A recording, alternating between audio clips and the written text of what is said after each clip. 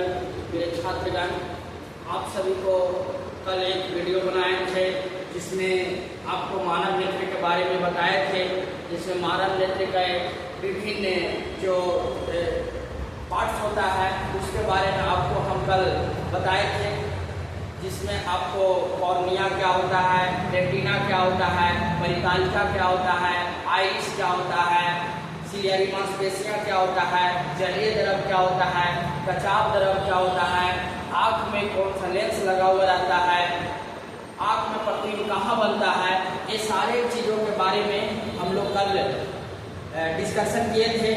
आज आपको उसके बाद ये चीज़ों आपको बता रहे हैं। तो जितने भी मेरे साथी, मेरे विद्यार्थीगण इस वीडियो को देख रहे हैं, जो पहले वाला वीडियो नहीं देखे हैं उनका पार्ट 1 वो आप पार्ट 1 को आप देख सकते हैं, फिर उसके बाद आप पार्ट 2 को देखिएगा। तो आपको जो बोर्ड एग्जाम होने वाला है 2027 में, मानव नेत्र से आपको कोई भी प्रश्न नहीं छूटेगा। तो आइए हम लोग शुरू करते हैं। जो आपका कल के बाद जो आगे का जो टॉपिक है उसके बारे में शुरू करते हैं मानव नेत्र में। तो आइए सबसे पहले आज का जो टॉपिक है, जो कल आपको हम पढ़ाए थे मानव नेत्र में, नेत्र के बारे में बताए थे, उसके बाद आज जो शुरू कर रहे हैं समंजन क्षमता। सबसे पहले समझेंगे कि समंजन क्षमता किसको कहते हैं, समंजन क्षमता किसको कहते हैं। तो समंजन क्षमता लिखा हुआ है कि आँख की ऐसी क्षमता जिससे नेत्र की फोकस दूरी अपने आप बदलती रहती है, अपने आप क्या होती रहती है, बदलते रहती है। आपकी जो फोकस दूरी है वो अपने आप जो है बदलते रहती है, कभी घट जाती है तो कभी बढ़ जाती है। फोकस दूरी जो है कभी घट जाती है, कभी बढ़ जाती है। तो उसी को बोला जाता है समंजन क्षमता। उसी को क्या बोलते हैं, समंजन क्षमता। मतलब आँख में जो फोकस दूरी जो होता है कभी बढ़ जाता है तो कभी घट जाता है, मतलब फोकस दूरी जो है परिवर्तित होते रहता है। उसी को हम बोलते हैं, क्या हम बोलते हैं, समंजन क्षमता कहते हैं। क्या कहते हैं, समंजन क्षमता कहते हैं। जैसे आपको कल हम बताए थे कि एक सिलियरी मांसपेशियां होता है आँख में, जो फोकस दूरी को समायोजित करके रखता है। सिलियरी मांसपेशियां किसको समायोजित करके रखता है, फोकस दूरी को नियंत्रित करके रखता है। अब समंजन क्षमता में जो फोकस दूरी है वो बदलते रहता है। फोकस दूरी क्या रहता है, बदलते रहता है, छोने बदलते रहता है। उसी को क्या बोलते हैं, समंजन क्षमता कहते हैं। क्या कहते हैं, समंजन क्षमता कहते हैं। अब इसके बाद नेक्स्ट जो पॉइंट है, दूरबिंदु। आँख में जो दूरबिंदु होता है, अब दूरबिंदु को क्या कहते हैं इसके बारे में समझना है। तो यहाँ जो दिया गया है कि वह दूरस्थ बिंदु जहाँ पर स्थित किसी वस्तु को नेत्र बिना समंजन के देख सकता है। मतलब दूरबिंदु उसको कहते हैं कि आँख में, नेत्र में जो किसी वस्तु को देखने के लिए समंजन के बिना हम किसी वस्तु को देख पाते हैं। समंजन के बिना हम किसी वस्तु को स्पष्ट देख पाते हैं। मतलब समंजन क्षमता मतलब फोकस दूरी में बिना परिवर्तन हुए हम किसी वस्तु को स्पष्ट देख पाते हैं, तो उसी को बोलते हैं दूरबिंदु। क्या बोलते हैं उसको, दूरबिंदु कहते हैं। क्या कहते हैं उसको, दूरबिंदु कहते हैं। यहाँ से आपको हर साल प्रश्न पूछते रहता है, एक बार नहीं हजारों बार ऑब्जेक्टिव में प्रश्न पूछा है कि मानव नेत्र के लिए दूरबिंदु कितना होता है, तो अनंत होता है। मानव नेत्र के लिए दूरबिंदु कितना होता है मेरे प्यारे विद्यार्थीगण, तो अनंत होता है। कितना होता है, अनंत होता है। कितना होता है, अनंत होता है। अनंत किसको कहते हैं, जिसका कोई अंत नहीं, उसको क्या बोलते हैं, अनंत बोलते हैं। उसको क्या बोलते हैं, अनंत कहते हैं। तो याद रखिएगा, मानव नेत्र का दूरबिंदु क्या होता है, अनंत होता है। ये आपको प्रश्न छपेगा, आप क्वेश्चन बैंक में आप देखिएगा, जब आप क्वेश्चन बैंक प्रीवियस ईयर का क्वेश्चन लगाइएगा तो यहाँ से प्रश्न आपको देखने को मिलेगा। अब आगे नेक्स्ट आते हैं निकट बिंदु। इधर दूरबिंदु, अब है निकट बिंदु। अब निकट बिंदु किसको कहते हैं मेरे प्यारे विद्यार्थीगण, तो वह निकट बिंदु जहां पर स्थित किसी वस्तु को नेत्र समंजन क्रिया, नेत्र जो है समंजन क्रिया से स्पष्ट देख सकता है। मतलब समंजन क्रिया कहने का मतलब फोकस दूरी में बढ़ते रहता है, घटते रहता है, उससे किसी वस्तु को देख पाता है, तो उसी को बोलते हैं निकट बिंदु। क्या बोलते हैं, निकट बिंदु बोलते बोलते हैं मेरे प्यारे विद्यार्थीगण, उसको क्या बोलते हैं? निकट बिंदु कहते हैं। अब याद रखिए इसका भी एक नोट पॉइंट है, तो नोट पॉइंट वाला बतिया जरा याद रखिएगा, यही क्रीम है इसका। इसमें कह रहा है कि समान नेत्र के लिए निकट बिंदु कितना होता है? 25 सेंटीमीटर। समान नेत्र के लिए निकट बिंदु कितना होता है? 25 सेंटीमीटर होता है मेरे प्यारे विद्यार्थीगण। अब यहाँ जो 25 सेंटीमीटर है, इसीलिए इसको बोलते हैं स्पष्ट दृष्टि के न्यूनतम दूरी भी कितना होता है? 25 सेंटीमीटर। स्पष्ट दृष्टि के न्यूनतम दूरी कितना होता है? 25 सेंटीमीटर होता है। अब यहाँ तक आपको समझ में आ गया होगा मेरे प्यारे विद्यार्थीगण। तो मानव नेत्र का लिए दूर बिंदु हो गया अनंत, और निकट बिंदु क्या हो गया जी? 25 सेंटीमीटर हो गया। क्या हो गया? 25 सेंटीमीटर हो गया। अब चलिए आगे आते हैं। तो आप लोग को समंजन क्षमता, दूर बिंदु, निकट बिंदु क्या होता है आप लोग को समझ में आ गया होगा। तो आगे हम लोग अब टॉपिक में आगे बढ़ते हैं। अब आगे आइए, आगे जो है ये जो प्रश्न है ना, हर साल आपको लॉन्ग आंसर क्वेश्चन पूछता है, कभी कभी शॉर्ट आंसर क्वेश्चन पूछता है, तो इसीलिए इसको अच्छे से समझिएगा। और यहाँ से बहुत सारे प्रश्न आपको ऑब्जेक्टिव में कम से कम 20 से 25 ऑब्जेक्टिव में प्रश्न बनते हैं मेरे प्यारे विद्यार्थीगण, इसीलिए आप अच्छे से समझिएगा। आपको हम एक एक करके सारी चीजों को बता रहे हैं, समझिएगा। पहला है निकट दृष्टि दोष। दोष पहले दृष्टि दोष समझिएगा। कौन सा दोष समझिएगा? दृष्टि दोष। दृष्टि दोष मतलब आंख में जो दोष होता है उसको दृष्टि दोष कहते हैं। अब दृष्टि दोष किसको कहते हैं समझिएगा। तो आंख में वैसा दोष, नेत्र में वैसा दोष जिसमें निकट के वस्तु, दूर के वस्तु साफ साफ दिखाई ना दे। निकट के वस्तु न दिखाई दे, न दूर के वस्तु दिखाई ना दे, उसी को बोलते हैं दृष्टि दोष। क्या बोलते हैं? दृष्टि दोष। न तो भिड़िए वाला नजर आई तो, न तो दूरिये वाला नजर आई तो, उसको क्या बोलते हैं? निकट दृष्टि दोष। उसको बोलते हैं, सॉरी निकट दृष्टि नहीं, उसको बोलते हैं दृष्टि दोष। क्या बोलते हैं? दृष्टि दोष।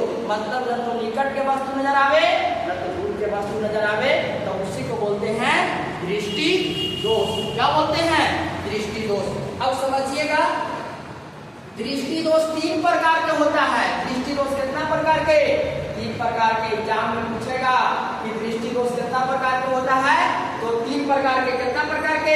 3 प्रकार के। ऐसे हम बताएंगे दृष्टि दोष 5 प्रकार के, लेकिन अभी आप समझिए 3 प्रकार के। तो पहला है निकट दृष्टि दोष। पहला कौन सा दोष है? निकट दृष्टि दोष। दूसरा कौन सा दोष है? दूर दृष्टि दोष। दूसरा कौन सा है? दूर दृष्टि दोष। और तीसरा कौन सा है जी? जरा दृष्टि दोष। तो आपको पूछेगा कि मानव नेत्र में कितना प्रकार के दृष्टि दोष होता है जी? तो 3 प्रकार के। कितना प्रकार के?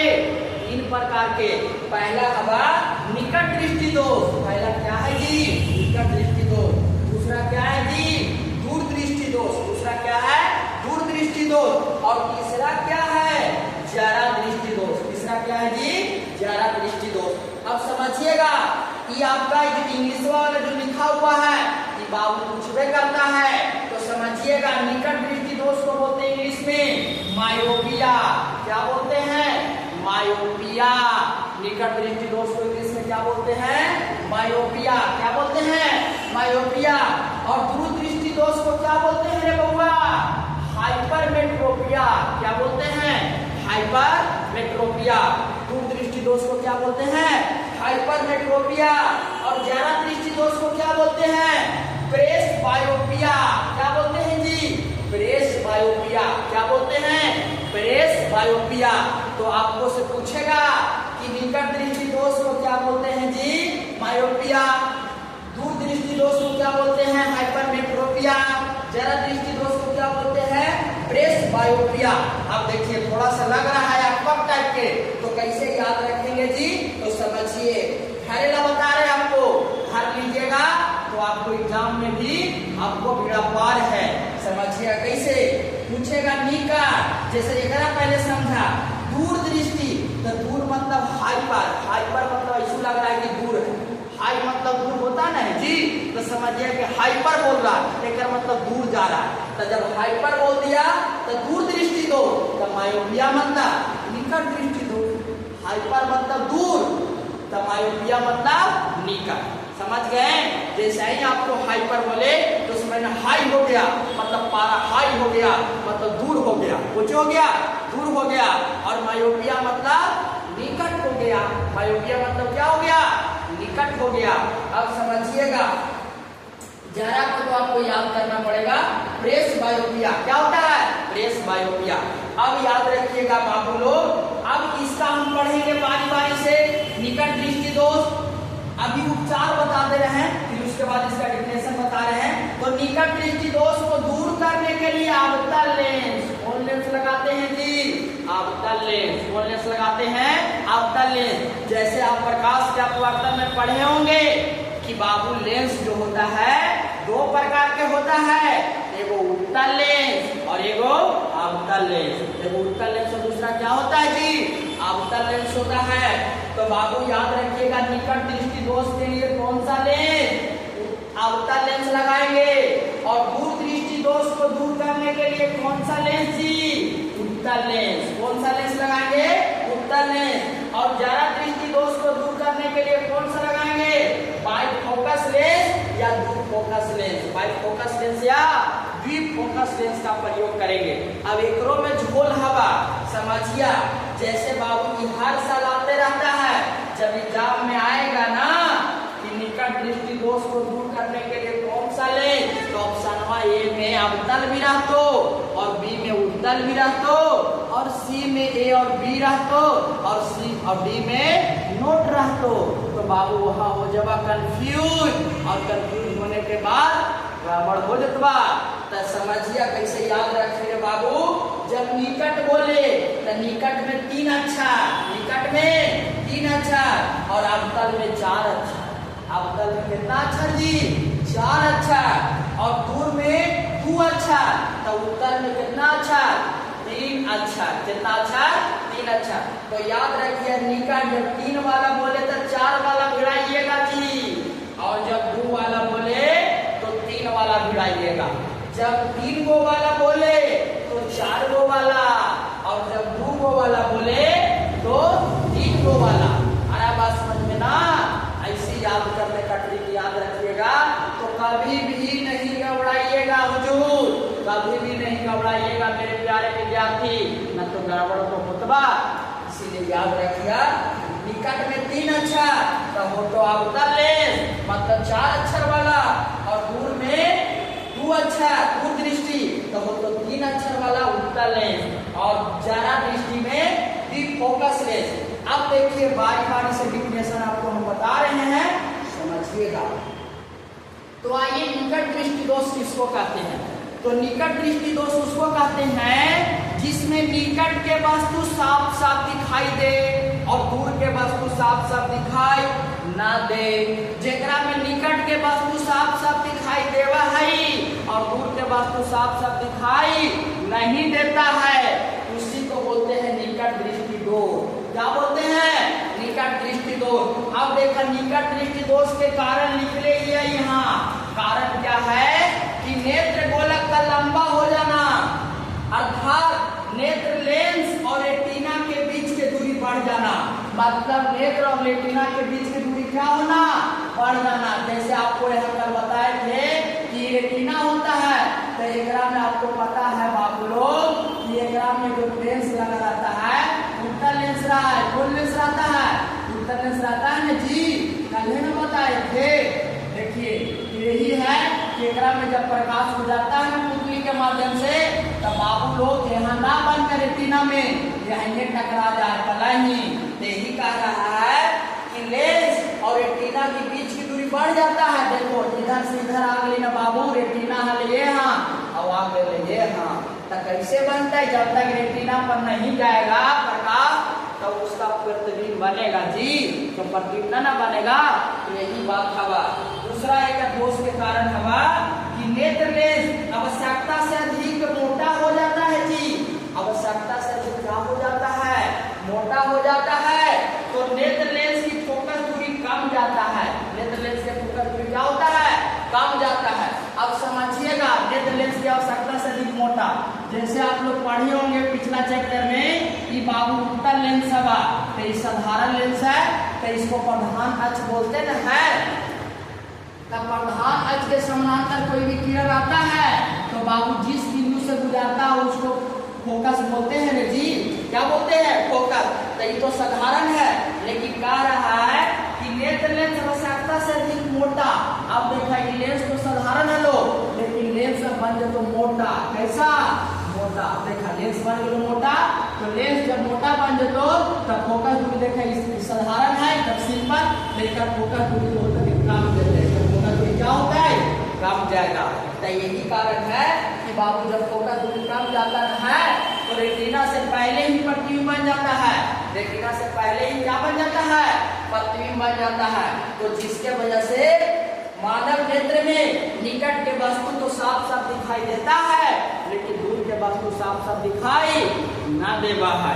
दूर के वस्तु साफ साफ दिखाई नहीं देता है, तो उसी को बोलते हैं निकट दृष्टि दोष। तो जब ऑपरेशन कर देंगे ना, समझ गए ना सब कोई? बोलिए समझ गए ना? आ रहा है ना समझ में? तो निकट दृष्टि दोष क्लियर है ना जी?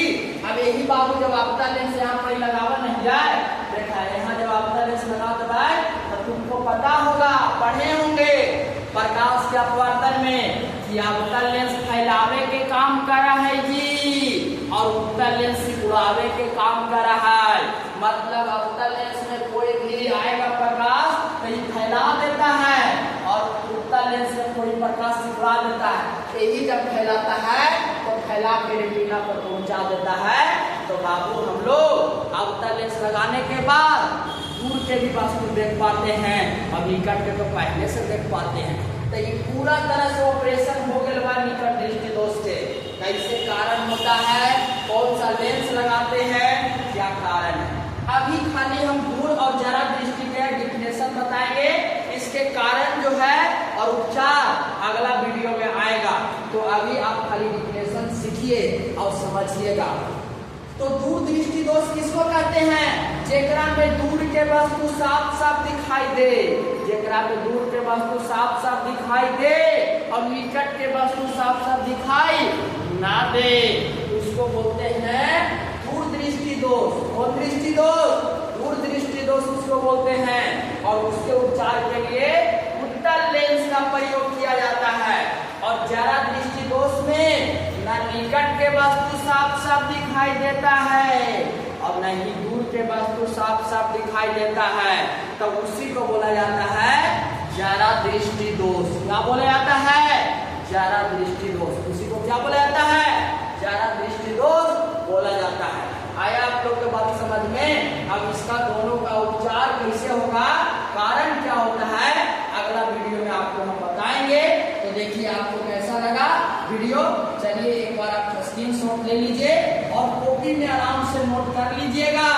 आपको 2027 के बोर्ड एग्जाम में निश्चित यहाँ से प्रश्न छपेगा रे बाबू, तो उसको छाप के आना है, ठीक है ना? चलिए स्क्रीनशॉट ले लिए। तो आइए हम लोग फिर कल आगे नेक्स्ट वीडियो में मिलेंगे, और यहाँ के बाद जो आपको बचा है उसको नेक्स्ट वीडियो बनाएंगे। तो आपको कैसा वीडियो लगा कमेंट करके जरूर बताइए, और शेयर कीजिए, सब्सक्राइब कीजिए।